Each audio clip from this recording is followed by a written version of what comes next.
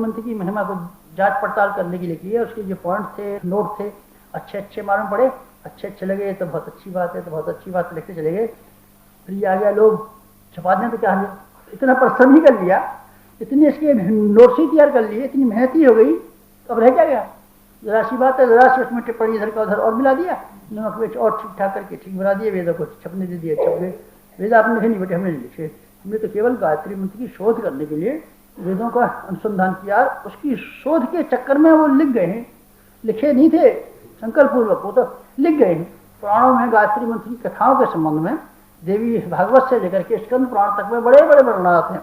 देवी भागवत में सबसे ज्यादा वर्णन, इसमें गायत्री मंत्र के संबंध में। पुराणों को हमने किसी लिए पढ़ा बेटे, हमने इसीलिए पढ़ा। तो पुराणों में गायत्री मंत्र के बारे में क्या क्या आती है, कथाएं क्या क्या आती हैं, हमने सब कथाओं को देखा पढ़ा, हमने पुराणों के बारे में ढूंढते गए, निशान लगाते गए, टिक मार्क लगाते गए, लिखते चले गए, उसमें अच्छा अच्छा जो हिस्सा लगा बनता चला गया, छाप भी दिया। हमने क्या किया बेटे? कुछ नहीं किया है, शोध के संबंध में ये किया है। और प्रयोग गायत्री मंत्र के संबंध में हमारे प्रयोग हुए, छोटे अनुष्ठानों से लेकर बड़े अनुष्ठानों तक। हमारा शरीर क्या है कि बेटे एक लेबोरेटरी है। कौन सी? ये शरीर हमारा प्रयोगशाला। इस पर हम समय समय पर अनेक प्रयोग करते रहें और अपनी इसी लेबोरेटरी में तरह तरह के केमिकल्स और तरह तरह की चीज़ों को मिश्रण करके ये देखते रहें कि इसमें से क्या चीज़ बन सकती है, क्या चीज़ हो सकती है। सारी जिंदगी हमको अपने गायत्री मंत्र के प्रयोग और परीक्षणों को करते करते करते यहाँ आ गए हैं और अनुसंधान करते करते यहाँ आ गए हैं। तो आप हमको बता दीजिए। हाँ बेटे, अब हम आपको बताना चाहते हैं। गायत्री मंत्र का एक भाग वो था जो हमारी एक गुरु ने बताया, मालवीय जी ने हमको बताया। मालवीय जी ने क्या बताया आपको बेटे? मालवीय जी ने हमको केवल महात्म तो बता दिया था, हमने आपको महात्म बता दिया। गायत्री महाविज्ञानी में लिख दिया है जो अभी हम कह रहे थे। गायत्री अमृत है, कलवृक्ष है, पारस है, बीमारियां दूर कर देती है, बुखार अच्छा हो जाता है, नौकरी में तरक्की करानी चाहिए। गायत्री मंत्र का जप करने से बेटे पैदा हो जाते हैं। हमने गायत्री चित्रावली की पुस्तक में सब लिख दिया। कौन सा? सब छाप दिया है। देख लिए, ये इसके बच्चा पैदा हो रहा है, देखिए ये रुपया में बरस रहा है। ये क्या कह रहे बेटे? हमारे पहले गुरु ने बताया था, हम पहले गुरु हैं आपके, जो हम वही बताते हैं जो हमारे गुरु ने बता दिया था। हमारी कोई गलती नहीं, ये बताया था गायत्री मंत्र की महत्ता है। और क्या बताया था आपके पहले गुरु ने? हमारे पहले गुरु मालवीय जी ने गायत्री मंत्र की महत्ता बताई थी एक। और क्या बताया था? और उसका क्रिया योग बताया था। क्रिया योग किसे कहते हैं? जप करने की विधि, ध्यान लगाने की विधियां सब उन्होंने बताई थी। ये उंगली काम में नहीं लाती है, उन्होंने बताया था। और 3 उंगलियों से जब कहते हैं बेटे, हम सबको वही बताते रहे।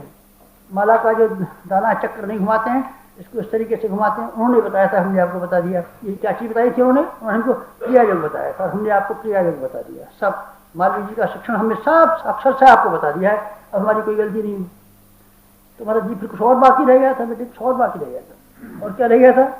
जब दोबारा गुरु आया हमारा गुरु आया 15 साल की उम्र में, तब उसने क्या काम किया?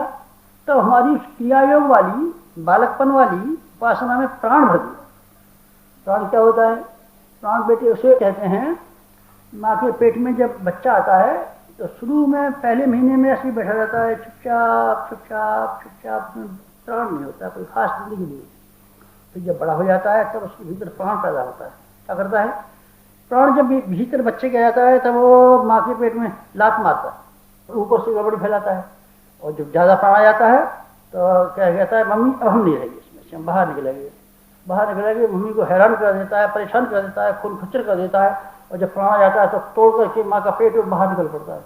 होता है ये बेटे, उसे कहते हैं जिसको हम प्राण कहते हैं। मुर्गी का अंडा जो होता है, अंडा जब पहले दिन आता है ऐसा बैठा रहता है चुपचाप चुपचाप, और जब उसमें प्राण आता है तब आप उसको छुइए, कांपना शुरू कर देता है। अंडा जब पकने को होता है तो कांपता रहता है, उसमें थरथराहट हो जाती है। और थरथराहट हो के जब उसमें ज़्यादा प्राण आ जाता है तब तो बेटे फिर उस अंडे के छिलके से बच्चा भीतर से ये कहता है, अब भाई साहब अब आप हो जाइए होशियार।